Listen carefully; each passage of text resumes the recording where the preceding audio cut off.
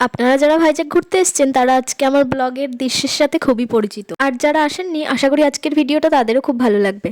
আমরা এখন ভূপৃষ্ঠ থেকে উঠবো 360 ফুট উঁচুতে, যেটা পায়ে হেঁটে ওঠার ক্ষমতা আমাদের ছিল না, সেই জন্য আমরা গাড়ি নিয়ে নিলাম। আজ আমরা যাচ্ছি কৈলাসগিরি, আর সেটারই প্রবেশদ্বারে এখন পৌঁছে গেছি। এখানকার মেন ইন্টারেস্টিং জিনিস হলো এই শিব পার্বতীর মূর্তিটা। এটি দৈর্ঘ্যে 40 ফুট। এই মূর্তিটি একদম পাহাড়ের চূড়ায় অবস্থিত, আর চারি সাইডে সাজানো গোছানো একটা সুন্দর পার্কও আছে।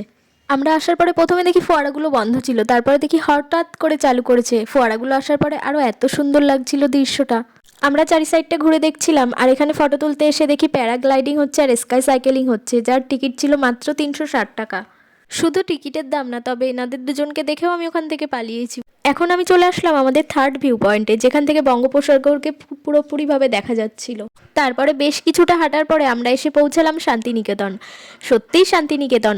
বাইরের পরিবেশটা এত সুন্দর ছিল, আর ভেতরে ছিল রাজা মহারাজাদের কিছু মূর্তি। তারপরে এখানে ঘুরে আমরা চলে আসলাম লাঞ্চ করতে। ও একটা ভেজ থালি অর্ডার করেছিল, এখনও যেটা আসেনি, আর আমি আর মামনি চাউমিন নিয়ে নিয়েছিলাম। আর এখানে বাচ্চারা কার ড্রাইভিং করছিল, যেটা দেখে তিশানও একটু বায়না করে। তারপরে তিশানও একটু কার ড্রাইভ করে আমরা চলে আসি এখন রোপওয়েতে, যেটা দিয়ে আমরা এখন যাব আর.কে বিচ। আমরা রোপওয়েতেই নিচেই নামবো, সেই জন্য আমার বর গেছে টিকিট কাটতে, আর আমরা এখানে অপেক্ষা করছি। এগুলো থেকে কেমন একটা আওয়াজ আসছিল, যেটা শুনে একটু ভয় লাগছিল, তবে এখন চড়ে বসেছি। চড়ার পরে আর অতটা ভয় লাগছে না।